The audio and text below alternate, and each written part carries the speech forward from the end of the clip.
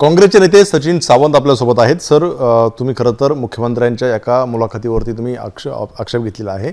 मेट्रोमध्ये ही मुलाखत दिलेली होती. काय नेमकं तुमचा आक्षेप, काय मागणी आहे? नाही, आम्ही राज्य निवडणूक आयोगाला प्रश्न विचारला आहे की मुंबई मेट्रो ही पब्लिक ट्रान्सपोर्ट आहे आणि त्यामुळे शासकीय सेवा आहे, ती जनतेची मालमत्ता आहे.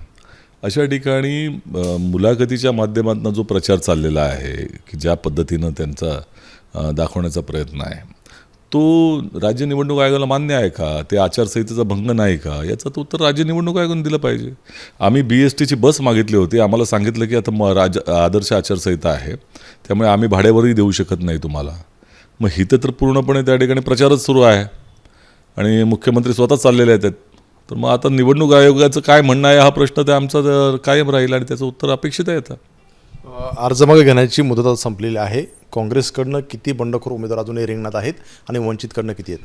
नाही, आम्ही आमचे काही उमेदवार जे होते ज्यांचा अर्ज भरला होता त्यांना सांगितलेलं आहे की तुम्ही अर्ज मागे घ्या.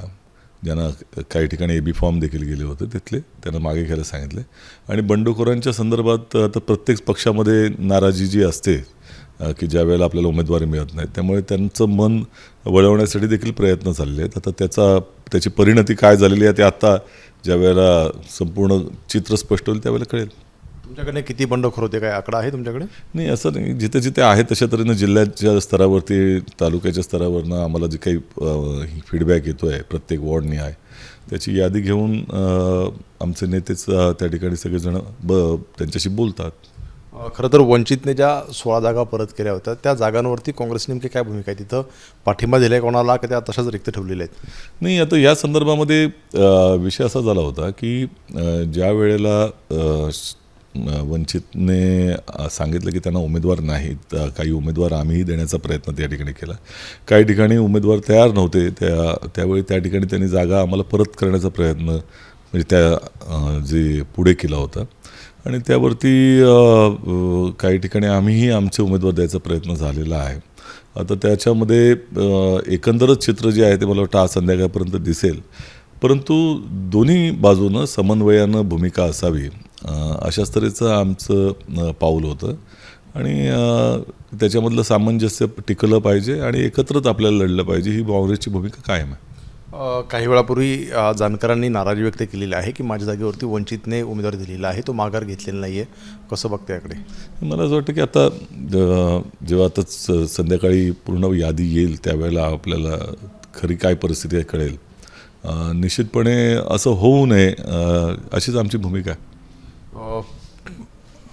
सगळे उमेदवार आता फायनल झालेले आहेत. नेमकं आता प्रचाराची रूपरेषा काय असणार आहे? कारण महायुतीकडनं उद्या प्रचाराचा नारळ फोडला जातोय.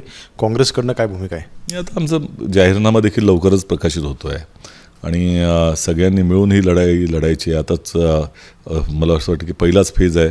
तर यामध्ये ऑफिसेसची म्हणजे ज्यांची जी कार्यालयाची उद्घाटनं वगैरे हा प्रकार राहतो आणि प्रचार फेऱ्या सुरू होतात. 7-8 तारखेपासून सभा वगैरे सुरू होतील एकत्र. त्यामुळे प्रचाराची दिशा पूर्णपणे आम्ही स्पष्ट करून ठेवलेली आहे. त्याच्यावरती अंमलबजावणी आम्ही करू. समोर फोकस कोणी महायुती आहे की ठाकरे आहेत? नाही, आमचा पहिली गोष्ट अशी की आमचा फोकस हा महानगरपालिका आहे.